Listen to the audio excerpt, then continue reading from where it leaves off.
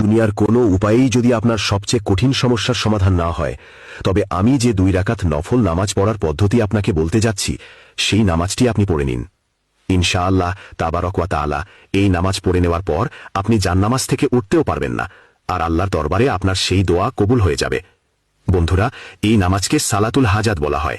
এর নিয়ত আপনাকে ঠিক এইভাবে করতে হবে। আমি 2 রাকাত নফল সালাতুল হাজাত নামাজ পড়ছি আল্লাহ তাআলার জন্য বর্তমান সময়ে মুখ বা রুখ আমার কাবা শরীফের দিকে। এরপর আল্লাহু আকবার বলে নিয়ত বেঁধে নিন। প্রথম রাকাতে আপনাকে একবার সানা সুবহানাকা পড়তে হবে, একবার সূরা ফাতিহা পড়তে হবে, তারপর 15 বার সূরা ইখলাস পড়তে হবে। এরপর রুকু করুন, সিজদা করুন, তারপর দ্বিতীয় রাকাতের জন্য দাঁড়িয়ে যান। দ্বিতীয় রাকাতে আপনাকে সানা পড়তে হবে না, দাঁড়িয়ে সূরা ফাতিহা, তারপর 15 বার সূরা ইখলাস পড়বেন।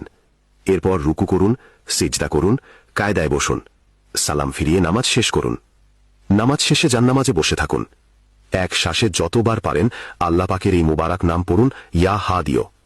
শ্বাস শেষ হওয়ার সাথে সাথেই সিজদায় চলে যান। সিজদায় গিয়ে 7 বার ইয়া রব্বানা পড়ুন, তারপর সিজদার অবস্থায় আল্লাহ পাকের কাছে দোয়া করুন।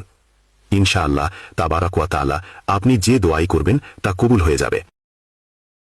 আপনার সন্তান আপনার কথা শুনে না, তাকে আপনি ধমক দিচ্ছেন, আমি বলবো ধমক দিয়ে কোনো লাভ নাই। আপনি কোরআনের এই ছোট্ট দোয়াটা পড়ে ঈশার নামাজের পরে আপনি যদি পড়তে পারেন, দেখবেন আল্লাহ সুবহানাহু ওয়া তাআলা আপনার এই সন্তানকে আপনার আনুগত্যশীল সন্তানে পরিণত করে দিবে। আপনি যাই বলবেন সেটাই সে মেনে নেবে। আপনি পড়বেন রব্বি হাবলি মিন লাদুনকা যুররিয়াতান তাইয়্যিবা ইন্নাকা সামিউদ দুআ। এটা পড়বেন, দেখবেন আল্লাহ তাআলা আস্তে আস্তে আপনার সন্তানকে ভদ্র বানিয়ে দেবে।